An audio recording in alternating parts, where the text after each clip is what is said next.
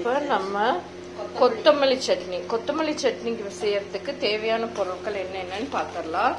தேவையான பொருட்கள் வந்து ஒரு 6 பச்சை மிளகா, ஒரு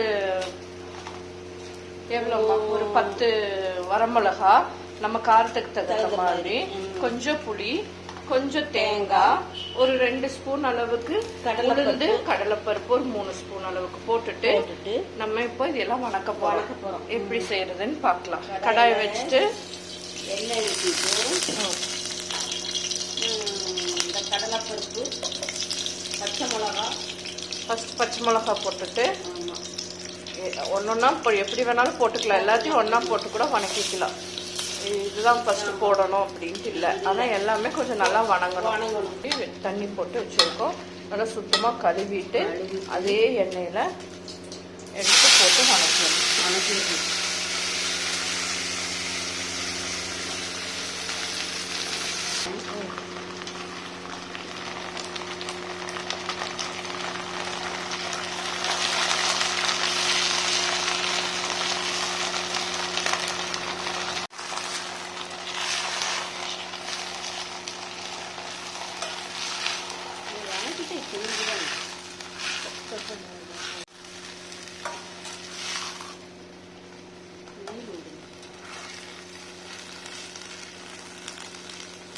நம்ம கழுவுனப்போ அந்த தண்ணி இருந்தால் கூட அதை எடுத்து வச்சுக்கலாம். அந்த தண்ணி பாருங்க, அதை எடுத்து வச்சுட்டா சட்னி அரைக்கிறதுக்கு யூஸ் ஆகும். வேஸ்ட் பண்ண வேண்டாம்.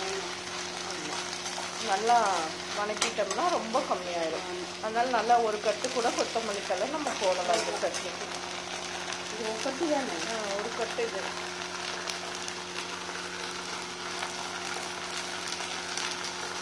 இப்போ இது வணங்கின உடனே எடுத்து இது கூட நம்ம வறுத்து வச்சிருக்கிற இந்த சாமானோட நல்லா ஆறுனதுக்கப்புறமா உப்பு போட்டு, தேவையான உப்பு போட்டு அரைச்சிக்கலாம். அரைச்சிட்டு நான் காட்டுறேன். இப்போ நம்ம கொத்தமல்லி சட்னி ரெடி. இதை கொஞ்சம் தாளித்து ஊற்றிட்டோம்னா ரெடி ஆயிடுச்சு. இந்த சட்னி இட்லி தோசையோட சூப்பராக இருக்கும். அனைவருக்கும் நன்றி.